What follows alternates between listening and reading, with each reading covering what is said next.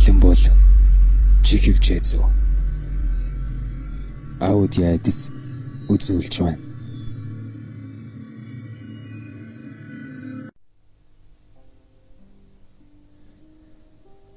Солиод их 23 жилийн өмнө манай тосгонд нэг сексисэн үстэй залуухан хүүхэн тэнүүчлэн ирээд хүмүүсийн зүг марсаатал энийхийн зэрэгцээ хатуртай газраас суугаад бие засахыг харсан тосгоны авгаа хүүхнүүд ихэд зэвүүрхэн түүн рүү шүлсээ нөлмөж өшигчин зодоод хурдан эндээс зайл химэн хөөж туудаг болж. Гэвч тэр солиотой бүсгүй марсаатал инээсээр тосгоны эн тэрүүгээр тэнүүчлэн явсаар байлаа. Тухайн үед манай аав 35 настай хэдий ч чулуу бэлтгэлийн ажилд зүтгэж явахдаа суур машинд зүүн гараа таслуулчихад эрэмдэг амтан гэртээ суудаг болж хот байж л та. Ядахад яраг ихчээр гэр орон ядуу зүдүгэн ирэхээр эхнэр авч чадалгүй гомби гозон толгой чигээр явхаа зүр аргагүй байсан гэдэг. Мөнөх солиотой хүүхэн хаа очиж царай зүс танагтай нэгэн байсан тул имэд манай түүнийг төр зүр гэр орондоо оргинуулж байгаад голомт залгах ач түрүүлсэн хойно нөхөөгд явуулчих юм. Химээх адгаг хорон бодол төрсөн аж. Аав маань эхэндээ төдийлөн дуртай биш байсан боловч яваанда эмээгийн санаатай эвлэрээд зөвшөөрсөн гэдэг. Тэгснээр аав маань сохор улаан зоосны гарлаггүй эхнэртэй болжээ. Ээж намайг төрүүлсний дараа эмээ элгэндэн инхрийлэн тэврээд шүдгүү улаан бойлоо яр зайлхан энийгт суур. Энэ солиотой хүүхэн надад ийм инхри аж төрүүлэн өгдөг байна шүү. Химэн баясан өгүүлсэн адал намайг ээжэд мань тэврүүлэх нь байтугай ойртуулгаач байсан гэдэг юм. Хөөрхий ээж минь намайг тэврэх санаатай гараа сунган зүтгэхэд эмээ улаан нэлзрэн амтныг солиотой хүүхэнд өгөөд хөсөр унахчвал яах вэ хэмээн зовноод хавтуулдаггүй байсан нэг бодлын зөв юм л та.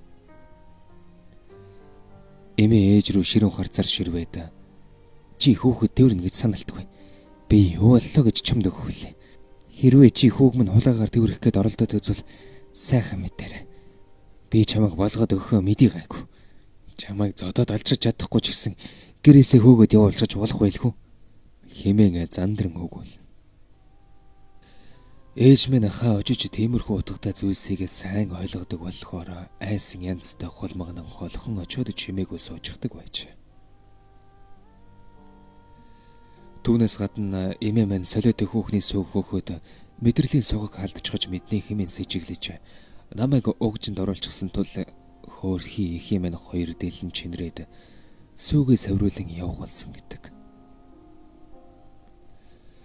Тэр үед манай гэр ядуу хിവэр байсны дээр ээж бид хоёр гэж хоолны савнууд нэмэгдснээр хоёр идэхгүй хоосон хонохгүй хүн шиг өлөн зэлмэн өдөр хоногийг өнгөрөх болжээ. Ээж зүгээр ч нэг хоол хороогод суухгүй байн хэрэг төвөг тарих тулаа эмээ түүнийг хөөж явуулахар шийдсэн байна. Нэгэн өдөр эмээ маань тогоо дүүрэн будаа агшаачгаад ээжийн айганд нэмж өгөнгөө. Ах минь манай ах гэдэг айл тэнд ядуу болохоор ээжигээ зөвөр ойлгоорой доо. Чи над аяхтай будаага сайн идэж аваад илүү баян тарган айлын хаяг бараад ич үз. Харин манай үгээр дахин бүү үзэгтэр. Гэйхүүгийг сонсоод ээж ам дүүрэн будаага залгих тэнхэлгүй ангааж хоцорсон нь. Эмээгийн үгний цаад санааг ойлгож айж зожирдсны илрэл байж. Тэр эмээгийн өвөрт нойрсож байгаа над руу харснаа. Үгүй болохгүй хэмээн тул талхан хэлж.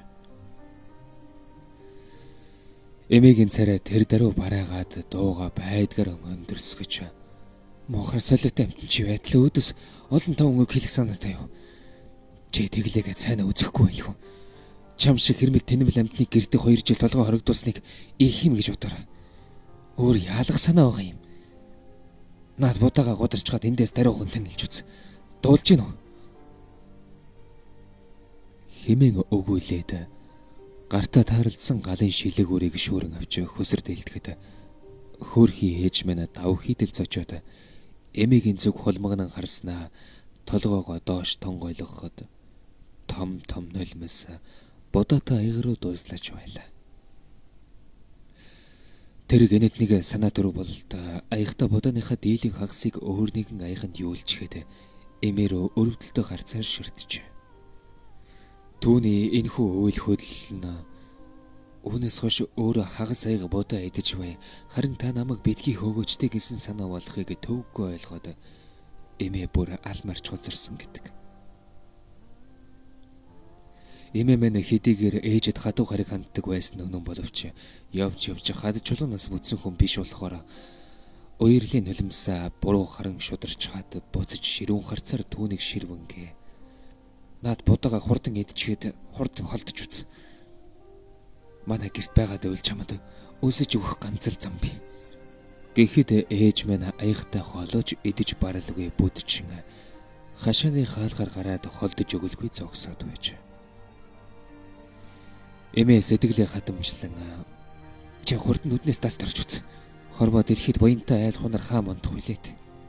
Гэсэндээ ээж минь харин чи түүн рүү дөхөн ирээд хоёр гараа элгэндээ тэрвэрч үзүүлсэн нь төрүүлсэн үр намайгаа ганц удаа тэрвэрлэж гисэн гойлд байж. Эмээ хэсэг зур эргэлзэн тайнагэлзсний эцэст манцуутай бяцхан үр намайг ээжэд минь өгч. Ээж минь анх удаа намайг тэрвэрч үзээд тэсгэлгүй баярлаж байгаа бол та. Шүдэ яр зайлхан баяртайгаар инээсэн аж.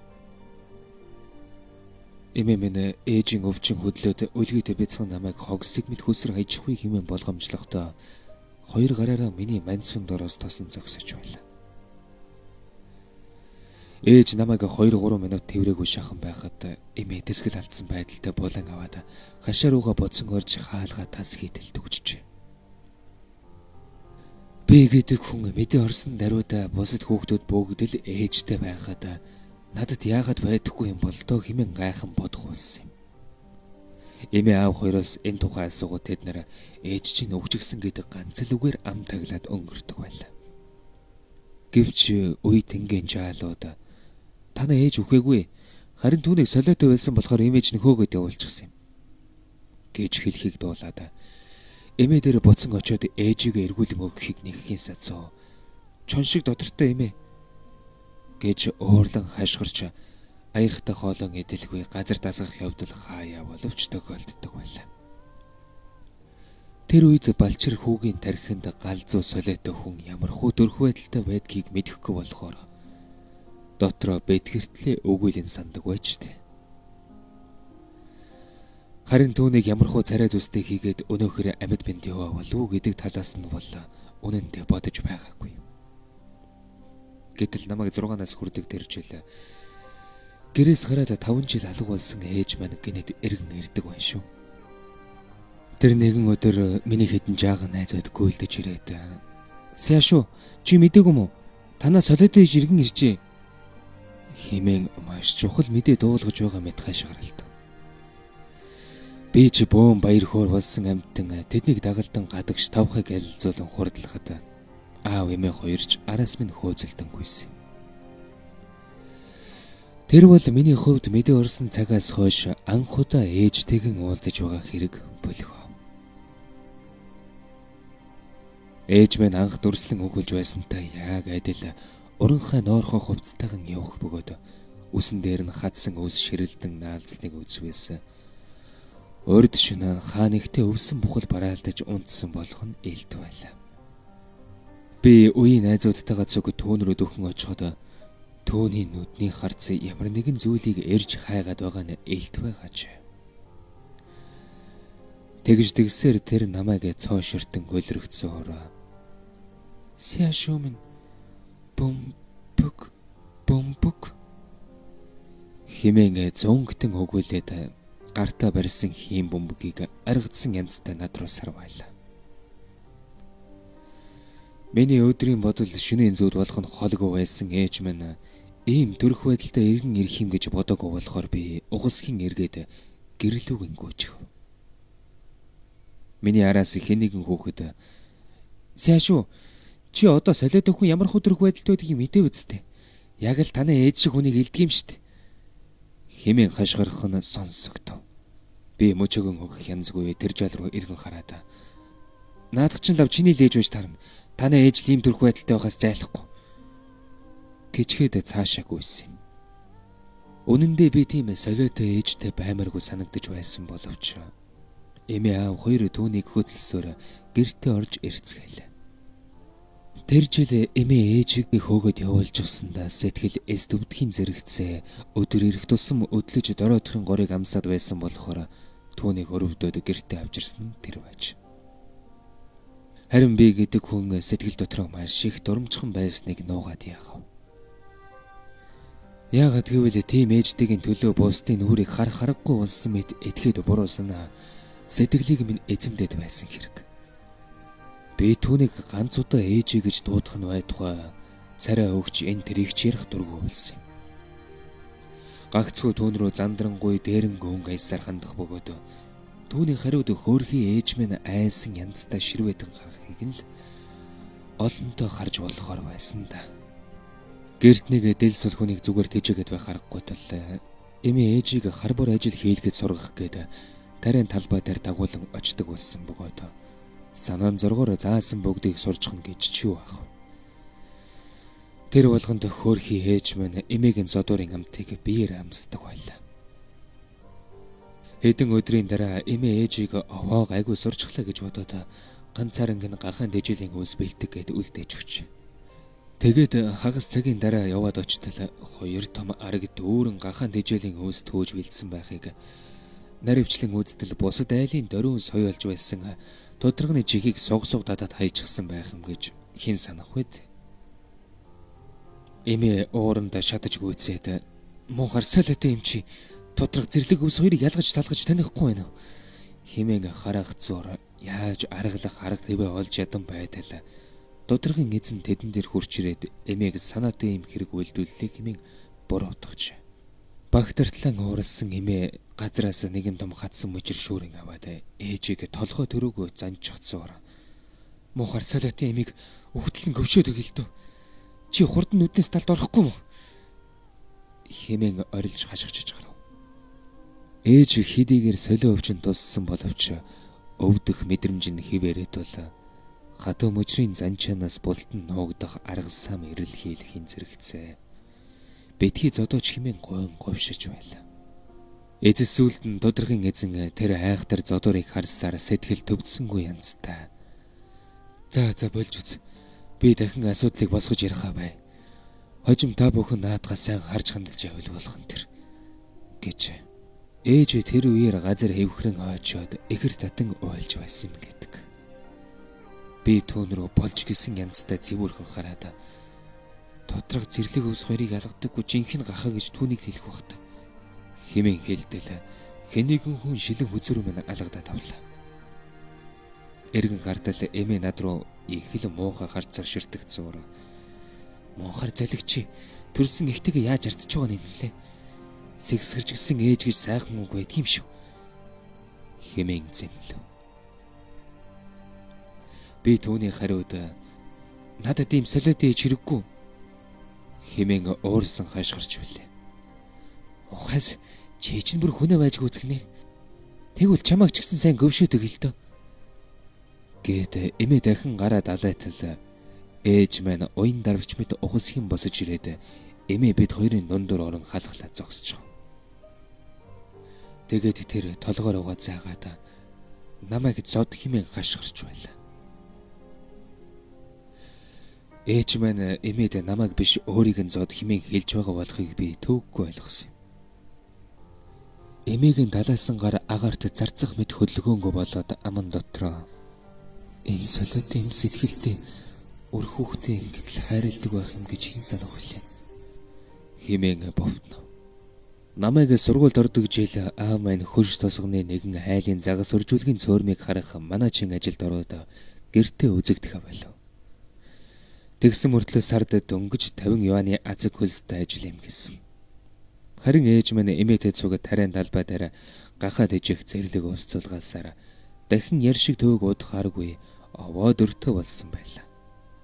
Бага сургуулийн 3 дугаар ангид сурж байсан намрын нэгэн өдөр өлөн гэдэс хонхолцоод гадаа шиврээ бороо зүсрэн орсоор. Эмээ ээжээр надад нэг шүхэр хургуулэхээр явуулж. Ээж минь зам зур хийжнээ удаач бүдрэн ойжсэн бөө мэд. Шанган хорхой шиг шавар шавхатай хутгалдсан амьтан ангийн цонхор шагаагаад амаа байдгаар нь ангайлгаж марсайтал энийг зураа. Сяшу шүхэр химэн миний нэрээр дуудаж байлаа. Миний хувьд ээж гэж нэг юм өдөд хурж ирээд хүний шившгийг хутгаад хайчихлаа. Гэсэн шүү юм бодоод байж ядан бохимдохын зэрэгцээ. Ангийн хүүхдүүдийг хожуучлаад түүнийг шоолон инээж байгаа Фан Ясын нэрт жаалыг хамгаас их үзэн ядаж байсан. Тэр сүултээ бүр ээжийг дөөрэн илэглэж арзаг надуухаарна тэсэж чадхаа байгаад урд байсан үзэг харандааны савыг шүүрэн авч түүнэр чулуудтал доош тонгон бултаад өнгөрөөж. Тэгээд над руу ухасхийн гүйжрээд багал зурдан авснараа бид хоёр дээр дор орон ноцолдож гарлаа. Би угаасаа давж намхан биетэй болохоор түүнийг яаж дийлэх вэ? Удаж төдөлгүй тэр миний дээр гараад суучихсан байв. Энэ үеэр гаднаас хашгирах дун сонсогдоод хэнийгэн хүн гаднаас мөрөн голын журамд бөсгөө мэд дүүлэн орж ирээд Фан Зялсыг угцтатан аваад гадагш чирэн гарлаа. Галзуу солиотой хүн Ербосын хүчтэй байдаг хэмээн ярьдаг нь үнэн бол татг шүү. Ээж минь намайг байнга дээрлэхдэг Фан Зялсыг хоёр гардан дээр өргөхөд тарган булцгар тэр жаал агаарт гараа сарвалзуулан аава ээж хэмээн байдаг чадлаараа барихарч байлаа. Ээж минь түүнийг хайхрах сөхөөгүй өргөн явсаар сургуулийн хашааны үүдэн дээр байдаг цөөрөн рүү чулуудчихад ажиггүй цааш эргэн яваад өгсөн юм. Тэр үнэндээ маш том хэрэг тарьсан боловч өөрөө түүнийг анзарч байгаа шинжч алга. Энэ үед тэр харин над руу холмгон сахар цар ширтгэх нь аргадаж байгаа санаа нь юм л та. Эхийн хайр гэдэг ийм л гайхалтай байдаг гэж. Хэдийгээр бие сэтгэл нь хүнд өвчин дайрагдсан хэдий ч эхийн хайр л гагцгүй юунд ч эсдийлдэн гэгийн тунгалаг мөн чанараа алдаагүй байдаг нь энэ боёо. Ялангуяа хүүхэд нь бусдад дээрлэхүүлж байгаа тохиолдолд эхийн хайрын тэрхүү өвөрмөц шинж чанараа илүү хурцтод илэрдэг байж таарна. Тухайн үед би өөрийн мэдлгүй ээж хэмээн хашгирсан нь мэдээ орсон цагаас хойш анх удаа тийхүү дуудаж байгаа хэрэг. Ээж минь хамаг би дагжин жижиг шиг болсноо. Над руу хэсэг зур харц тогтон хараад царай нь улайж хүүхэд мэд цайлганаар инээж байлаа.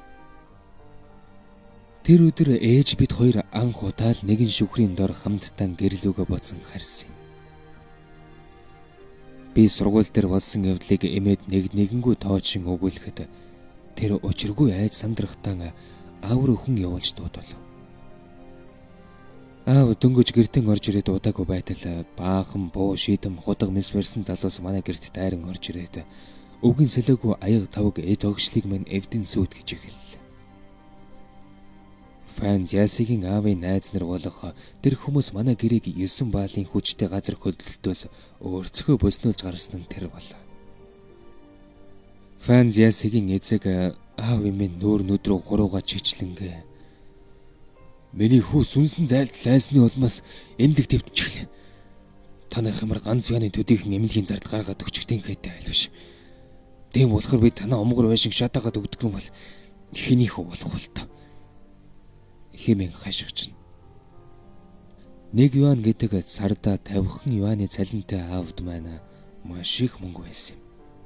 Фан огтныхны яахаас ч буцахгүй төрөх байдлыг хараад аавын нүд хэрсэн бухихаас өөрцгүй амшигтай улаагаад ирв.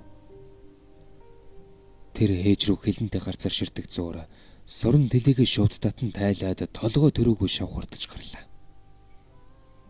Хөөрхий ээж минь өвдөж шаналлахын ирэхээр ус цутгуулсан огтны мэт орох байх газрын олж ядан ийш тийш бултахыг хичээнэ. Гэсэн хэдиж тэр занган дунсан ан хараатан лугу айдал байдгаар чарлан дээжлэх дүр зураг хийгээд суран тэлэний таснаас хийсэн жихүүн дууг би энэ насан туршдаа мартаж чадхааргүйгээр сэтгэлд минь хоногшин үлдсэн. Тэгж байтал ашгүй хорооны цагта хүрэлцэн ирээд аавын зэрлэг хүчирхийллийг намжин хоригдсан. Цагдаагийн газараас маргалдагч хоёр талын аль аль нь чамгүй хөгрөл амссан болохоор хин хиндэн өр авлаггүй эвлэрэх хэрэгтэй. Хэрвээ энэ болцлыг аль нэг тал нь хүлээн авахгүй бөгөөс баривчлах хүртэл шийтгэл оноо хэмээн албадан зохицуулсан байдаг. Нөгөө айхтар догшин хүмүүс яваад өгсний дараа аав эвдэрч хагарсан эд хогшил хийгээд цус нүчэндээ хутгалсан хөөрхий ээжийг минь гөлрөн харж байснаа. Гэнэт ордоо 50 уйлж ээжийг тэрэн аваатаа. Солиот ихнэр минь. Би чамайг санаатай гэмтэй гэсэн хэрэг биш шүү. Хэрвээ ингэж аргалахгүй бол бидэнд ямар дидний тавьсан болцлын дагуу хохирлыг төлж барагдуулах боломж байх биш. Ядуу зөтөн хүний зовлон гэж яасан айхтар их байт юм бит. Хэмээн өглөх зуур над руу ширтээд. Сэшэм. Чийл эрдэм номоо сайн сураад их сургууль илсэн суралцдаг юм шүү. Эс бөгөөс манайх гэдэг айл насан туршдаа бусдын гарын шүлс болсон хിവэр үлдэх бол. Гэхэд би нулимс туслуулан толгойд өгсөн юмдаг. 2 жилийн дараа хичээл сурлагын онд сайн дүнтэйгээр ахлах дунд сургуульд элсэн ороход хорвогийн хатуу хөдөө жам ясанд нухлагдаж гүйдсэн эмээ маань хүнд өвчин дусаад нөгөө ертөнцид очив. Ингэснээр манай гэр бүлийн амьдрал улам хизүүдэн дордоод эхэллээ. Хошин засгийн ордноос манайхыг онцгой ядуу айлын бүртгэлд хамруулснараа сар болгон 40 юаны тэтгэмж авах боломжтой болсны сацуу. Миний сурдаг ахлах сургуульч боломжийн хэрээр сургалтын төлбөрийг хөнгөлсөн тул би үргэлжлүүлэн суралцах боломжтой болов. Сургуулийн дотор байранд сууж үзэх хичээл шахуу болохоор би гэр орондоо харих боломж том цөөхөн олдно. Аав маань нөгөөх 50 юаны ацэг өлсөд манайчин ажилтайгаа зууралдах тул надад хоолонд зөө хүнд хүчрэ алба яах аргагүй ээж минь толгой дээр боолаа. Хөршайлын сайхан сэтгэлтэй авгаа шанцаа тэргүүд хөнгөн хоолцоош бэлдээд ээжээр өгч явуулдаг байсан юм. Азара 20 гаруй километр хоол уулын нарийнхэн жимээр ээж минь алдаа эндэлгүй яваад сурчсан тул аадар бороо аюулд салхи шорох ихч ажрахгүй давсаар хүрээд ирдэг байлаа. Үрээ гэлсэн ихийн сэтгэлийг галзуу солио өвчний ад зэтгэр яаж ч чаддгүй бэлэн жишээг ээж минь ёстой нэг харуулж байсан та. Ангаах ухааны үүднээс энэ үзэгдлийг ихийн хайртай холбон тайлбарлахаас өөр ямар ч арга байхгүй байж таарна. 2003 оны 4 сарын 27-ны бүтэн сайн өдөр ээж минь надад хоол авчрахтаа хаанаас олсныг бөөмэд 10 хэдэн ширхэг зэрлэг тоорж мэс гартаа барьчихсныгаа надад өг. Би түүний нэгийг аваад хазаж үзэх зуур инээд алдаад. Их хамттай жимсэн шүү. Та хаанаас авчрав? Гэхэд ээж минь хариудна. Би замдаа төлсөн хэмээн арай ядан ойлгууллаа. Би түүнийг урамшуулах санаатай ээж минь та улам л ухаалаг болоод ах чинь гэж хэлэхэд ээж өөдөөс цайлгахнараа мар сайдал инээж байлаа.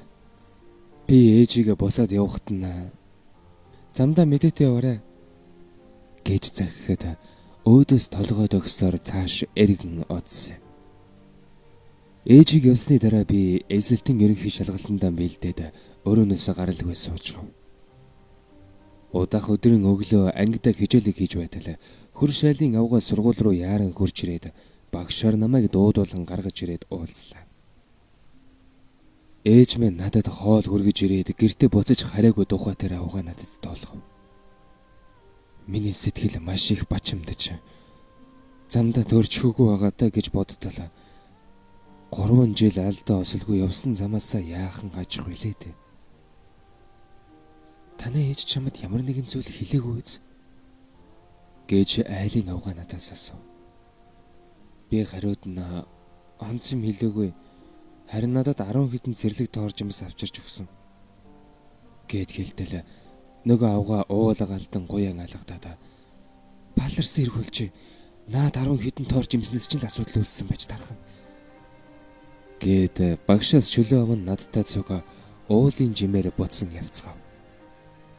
Зам зуур хідэн ширхэг зэрлэг тоорын модон дээр тэмээн тоодо тоорж юмс бүнжин харагд. Хэвцэг бэрх асах хадан дээр ургасан болохоор явуулын хүн төвөгээд идчихэлгүй торон хоцорсон нь тэр юм байж л та. Хөршийн авга миний царайлуу уулдаа ширтснэ. Хоёулаа ангалын ёроолд очиж үзье гэл. Би сэтгэл дэгэлцсээр тэр авгаатай цуг ангал хадны ёроолыг зүгэлэн явав. Бөөн асах хадны ёроолд хөөрхий ээж минь цус нүждэг холилтон хөвтөх бөгөөд гартаа ганц тоор тас адгаж эргэн тойронд нь өөр хідэн тоор чимс хөглөрч харагдана. Миний ээлэг зүрх хэмтрэн унах мэд. Өө гашуу сэтгэлийг минь эзэмдэх агшинд ээжигээ тас зуурн тэврээд ээж минь таныгаа бил баллаж орхилоо. Энэ тоор жимсийг амттай байна гэж юунд таньдаг хэлвэ? Ээж минь та энэ орчлон хорвоогийн жаргалаас ганц өдөрч чадахгүй хамсаж эдлэж чадаагүй шүү дээ. Химэн ойлон хайлан өгүүлээд ээжийнхээ мэс шиг хүйтэн газарт нүүрээ наан цорхирдал ойлгоод уул хөндийн мод чулуу бүгдээр миний гашуун гунигт уйсан хайлаад нулимс мэлмрүүлж байгаа мэт зөөлөн бороо шиврэн орж эхэлвэ. 2003 оны 8 дугаар сарын 7-ны өдөр буюу ээжигийн оршуулснаас хойш яг 100 хоногийн дараа Хубэ мужийн их сургуулиас намайг элсүүлэн авсан тухай алтан үсэгтэй урилгын бичиг ээжийн байнга явдаг байсан уулын дарин жимийг даган мөнөх хідэн тоорын модны хажуугаар өнгөрөөд дудрагийн талбайг зүсэн явсаар манай гэрийн өөдөнд хурж очив. Би оройтсон боловч гартаа атгах хувьд тэрхүү урилгын бичгийг ээжийнхээ болшны толгой дээр хатгаад ээж минь хүүхий чинь хүсэл гүйцэлдлээ. Та минь одоо 9 бүлгийн дор сэтгэл амар нойрсож болно. Хэмээн шивгэн өгүүлжүүлээ.